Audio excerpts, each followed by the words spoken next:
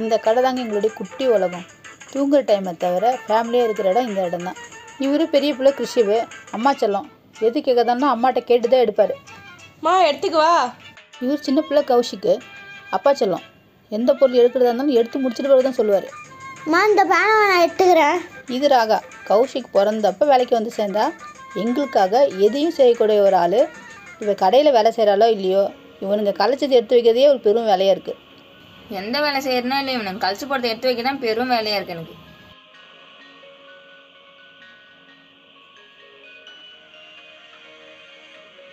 கால் மாட்டிக்கிச்சே, எடுத்துக்கொள்ளு. இவன் வேற ஆல்ரெடி கழிச்சு தான் ஒன்று எடுத்து வைக்கல. எங்கே இருக்குது? அங்கே. இந்தா.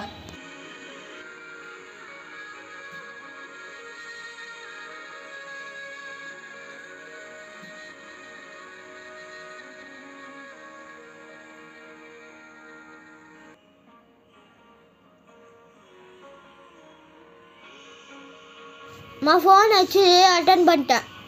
அட்டன் பண்ணிட்டியா? ஹலோ. நல்லா இருக்கும் சித்தி. உங்களுக்கே தெரியும்ல, பிஸ்னஸ்னால் டைட்டாக தான் இருக்கும். வந்து பார்க்க தான் டைம் இல்லை. ஃப்ரீயாக இருக்குள்ள வரேன். ஃபோன் அடித்தா கொடு, அட்டன் பண்ணாத. நான் ஃப்ரீயாக இருக்குள்ள பேசிக்க போகிறேன். ஹலோ ஹலோ அண்ணா, நான் சொல்கிறத கொஞ்சம் கேளுங்க.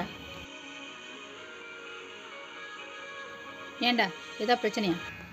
டெய்லி வீட்டுக்கு போகும்போது என் பின்னாடி ஒரு பையன் ஃபாலோ பண்ணிட்டே வராம. இன்றைக்கி நைட்டு 8 மணிக்கு பஸ் ஸ்டாண்டில் உன்னை என்ன பண்ணுவேனே தெரிலன்ற. என் நம்பர் வேறு எப்படி கிடைச்சதுன்னு தெரில.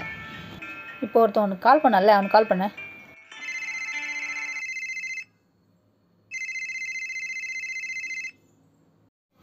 ஹலோ.